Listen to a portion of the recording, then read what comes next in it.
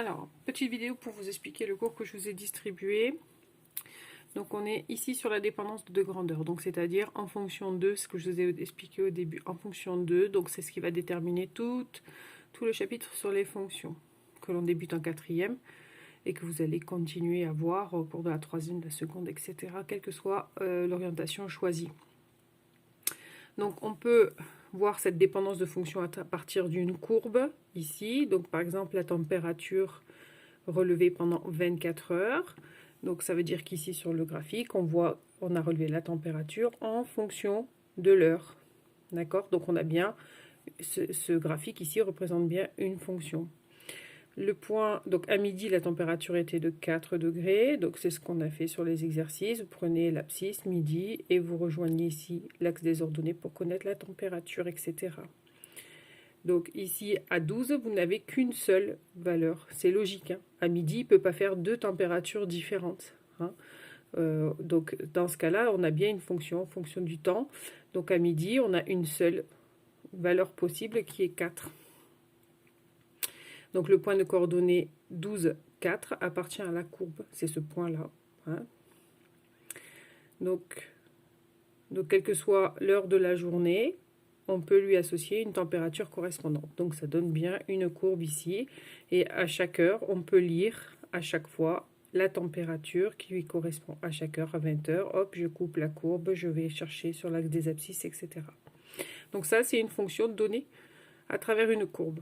On peut donner aussi une dépendance de deux grandeurs, donc une fonction avec un tableau de valeurs. Donc ici, vous avez la pointure française qui correspond à la longueur en centimètres. Donc vous savez que vous avez une pointure, c'est pas le nombre de centimètres de votre pied. Hein. Voilà. Donc par exemple ici, une pointure qui correspond à la pointure 18, hein, chez les bébés, ça veut dire que le pied fait 11 cm. Donc pour être plus proche de ce que vous voyez vous, par exemple quelqu'un qui mettrait du 39 en termes de chaussures, c'est-à-dire qu'il a un pied qui mesure 25 cm. Donc on peut à chaque fois associer la longueur du pied avec la pointure française, puisque bon, tous les pays ne font pas la même chose. Donc à un pied de 23 cm de longueur, on associe la pointure 36. À 23 cm, on associe la pointure 36. À chaque centimètre, on peut associer une pointure, et donc c'est bien une pointure en fonction de la longueur du pied. On peut aussi le déterminer par une expression. Donc ça, c'est ce qui va être le plus en plus présent en fait au terme de fonction. Hein. On a la représentation graphique, le tableau de valeurs et puis l'expression de la fonction. Donc par exemple ici, on parle de l'aire d'un disque. Et donc on peut la donner, on vous le donne sous forme d'une formule. Ben, cette formule, en fait, elle peut être associée à une fonction. À chaque valeur du rayon, on peut lui associer une aire. En calculant ici, pi fois r au carré. Donc on a bien l'air en fonction du rayon. Puis la deuxième chose aussi, on a le programme de calcul donc sur Scratch, hein, chose à laquelle vous devez vous habituer petit à petit. Donc programme de calcul qui là aussi donne une relation de dépendance. Donc ici on a un séjour, le coût de la pension à l'hôtel 80 € par jour et par personne et 270 € pour le voyage. Donc ici, si vous décrivez l'algorithme, on vous demande le nombre de jours. On l'associe à une variable, on le multiplie par 80 puisque c'est le nombre de jours, et puis on ajoute 270 qui est le prix du voyage, et on vous donnera donc le montant du prix du séjour. Voilà, donc on a bien le prix du séjour qui est en fonction du nombre de jours. Ça c'est logique. Donc la notion de fonction, la deuxième fiche de votre cours, là on parle plus sur des notions purement mathématiques. Donc, on vous dit qu'une fonction associe un nombre x à un unique nombre y en utilisant toujours la même suite de calculs. Donc, par exemple, derrière la table de 7 se cache une fonction. À 1 est associé 7, à 2 est associé 14, etc. On a toujours le même type de calcul. Donc, c'est une fonction, on associe un nombre à un autre par un calcul unique. Donc, cette fonction, on a les notations. Donc, la notation à étudier et à connaître. Il y en a différentes, donc on peut l'écrire comme ceci, c'est-à-dire que la fonction f, hein, souvent la fonction aura une lettre comme ça minuscule en script, et bien on met 2 points, et ça veut dire la fonction f qui associe à x la valeur y. on l'écrit aussi comme ça, y égale f de x, puisque l'image de f de x pardon, par cette fonction f, ce sera y, donc c'est une égalité. Et on peut aussi l'écrire comme ceci. Donc par exemple ici, si on prend une fonction qui a un nombre x associe le nombre x au carré moins 3x, et bien à chaque nombre, on va à chaque valeur de x, et bien on va associer un nombre y qui sera calculé en fonction de la valeur que vous avez donnée à x, x au carré moins 3x. Par exemple, si je prends x égale 1, et bien la valeur y associée, ici, ben ce sera 1 au carré moins 3 fois 1. Donc, c'est-à-dire 1 moins 3 moins 2. Donc, ça veut dire que pour x égale 1, le nombre associé par cette fonction, ce sera moins 2. D'accord? Donc, justement, comment ça va se passer avec ce que je viens de vous mettre ici?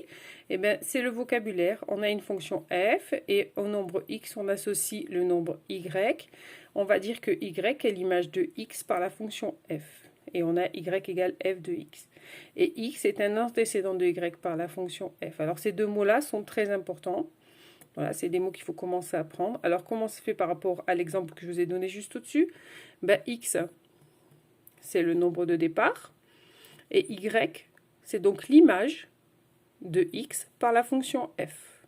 Donc y, ici, moins 2, c'est l'image de 1 par la fonction f. Comment ça s'écrit? Ça s'écrit f de 1, l'image de 1 par la fonction f égale moins 2. Donc ça, c'est quand on a une expression de la fonction. Hein. Voilà. Donc tout ça, là, c'est exactement ça. C'est-à-dire qu'on l'écrit sous forme, ici d'une égalité. L'image de 1 par la fonction f, c'est égal à moins 2. Ça veut dire que j'ai calculé pour la valeur 1, ben, la valeur de y correspondante. D'accord? Donc un nombre ne peut avoir qu'une seule image. Et par contre, un nombre y peut avoir plusieurs antécédents. Alors je vous explique par la dernière fiche. Donc la fonction, elle peut être donc donnée ici par une expression. On en a une autre ici, x au carré plus 1. Donc ça veut dire qu'après, si je veux calculer l'image de, je sais pas, de 2 par f, et bien ça veut dire que je vais calculer f de 2, et ce sera 2 au carré plus 1, ce qui fait 5. Donc l'image de 2 par f égale 5. Ça, c'est par le calcul. Voilà comment je peux parler d'image et d'antécédent. Ici, donné par un tableau de valeurs. Donc déjà ici, vous avez les mots antécédent et image. Donc ça veut dire quoi ici? Ben, ça veut dire que si je calcule l'image de moins 2, c'est 5. Enfin, je ne calcule pas, je lis dans le tableau. L'image de moins 2, c'est 5. Hein, x, f de x.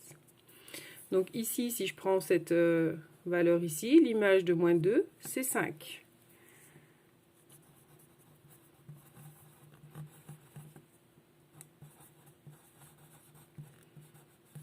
Ça veut dire quoi en termes d'écriture mathématique? F de moins 2 égale 5.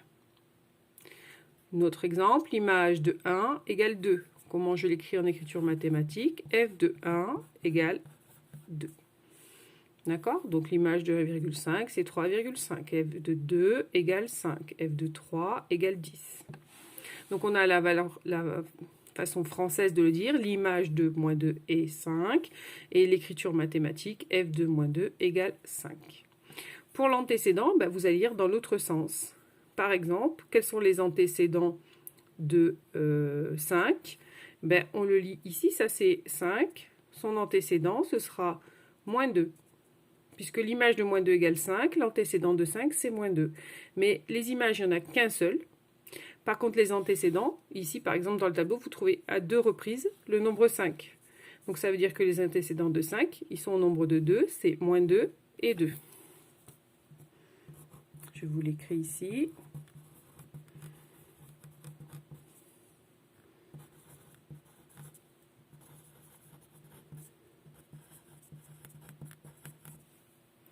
D'accord? Donc après, par exemple, l'antécédent de 2, il y en a 2 aussi, c'est moins 1 et 1. Donc ça, c'est par un tableau de valeurs. Et enfin ici, par une représentation graphique. Donc ici, la fonction, elle est représentée. Et chaque point, en fait, c'est le x et l'image de x par cette fonction. C'est ce qu'on vous écrit ici. Hein. Chaque point a pour coordonnées x, y avec y égale f de x. Donc, une valeur de x, une image. Donc ici, par exemple, en moins 2, vous avez 5. Ça veut dire que l'image de moins 2 par la fonction f qui est représentée ici, eh bien, c'est 5. F de moins 2 égale 5. Donc, je peux mettre comme ça. Hein. C'est ce point-là. Donc, c'est image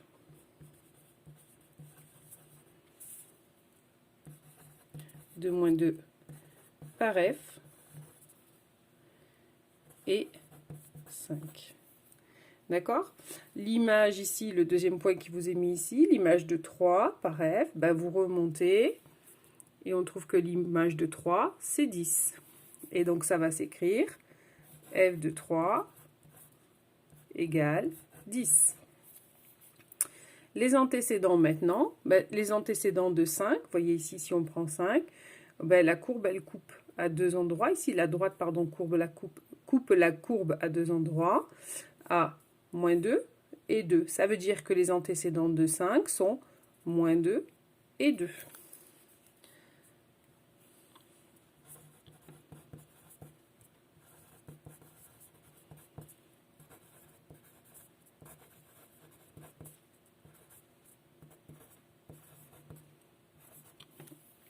Alors, on peut faire ça tout ça. Par exemple, si on prend l'antécédent de 1 ici, ben 1, il n'y a qu'un seul point d'intersection avec la courbe. L'antécédent de 1, c'est 0. Si je prends ensuite l'antécédent de 7, ben, c'est peut-être pas le plus... Je prends des antécédents qui soient faciles à lire. Ben, ici, par exemple, l'antécédent de 2, ben, je vais couper la courbe ici comme ça à deux endroits. Et donc, je vais lire les antécédents, c'est moins 1 et 1. D'accord ? Voilà, donc j'espère que ça vous a un peu éclairé sur les fonctions.